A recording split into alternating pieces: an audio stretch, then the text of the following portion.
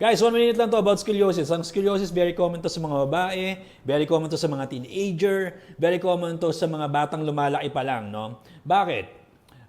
It's an abnormal curvature of the spine. Oftentimes, mas affected ng babae kasi mas malakas ang katawan ng lalaki, mas maraming muscles ng lalaki. Siyempre, mas matibay ang spine ng lalaki. But then again, nangyayari dito sa mga lalaki, no?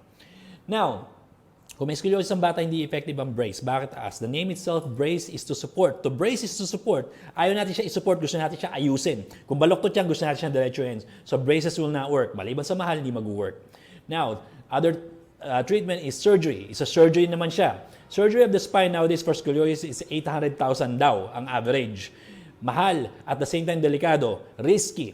So madaling salita, ang batang masa-surgery maaaring ma-paralyze. So, hindi ko isasubject ang anak ko kung anak ko may scoliosis, no? So, instead of going for surgery, instead of going for braces, come to an Active Life Clinic.